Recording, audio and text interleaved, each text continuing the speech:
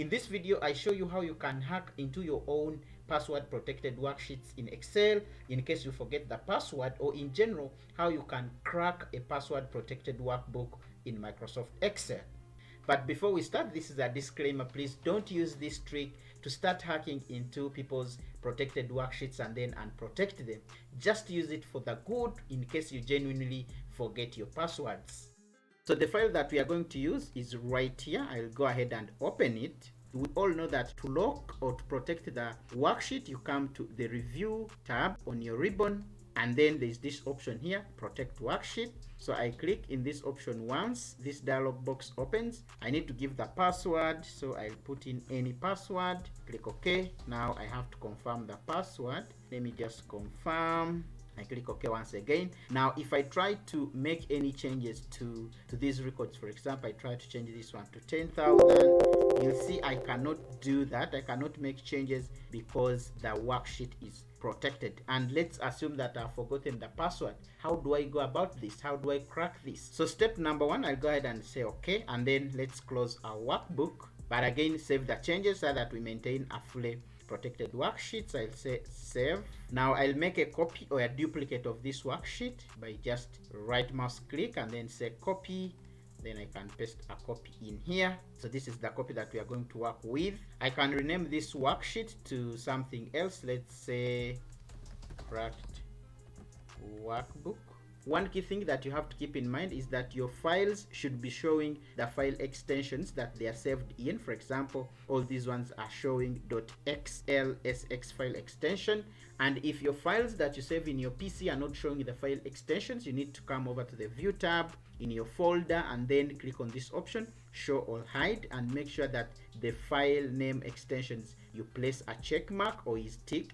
Because mine is already ticked, that's why you're seeing the file extensions showing up on these workbooks. So step number one, what I need to do is to change the file extension for this copy of the workbook. I will change it to a zip file. Hit enter on the keyboard, and then you'll get this notification right here. Just go ahead and say yes. Now the next step is to double click and open this zip file.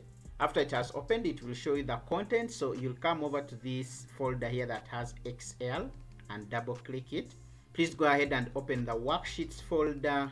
After you open the worksheets folder, you'll see the number of worksheets that are contained in the workbook that you would like to crack. So specifically sheet number one is the sheet that is actually protected. So I'll go ahead and double click to open this one in a text editor. It could be Notepad or anything that you have in your PC.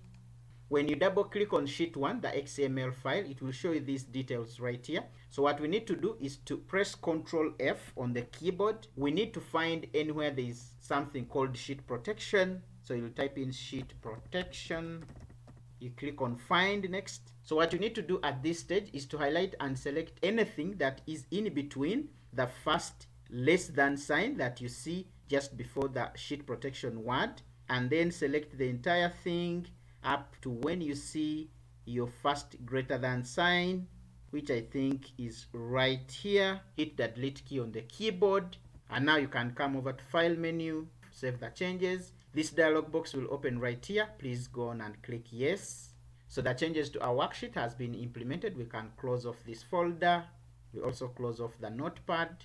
Now we are back into our original folder that contains the workbooks. This is the original workbook that was initially protected, and this is a copy that we are trying to crack. So what you need to do is to change the file extension from .zip back into the .xlsx file extension. Come in here and change the file extension back to xlsx. You have to confirm the changes. You just hit yes, and there you go. Let's now open our cracked workbook and see whether we have unprotected the worksheet. You remember initially everything was protected in this worksheet. We couldn't add anything, but when I try to make changes to any values right here, let's assume this one changes to 1000, you can see I'm able to edit through because I have fully unprotected the workbook.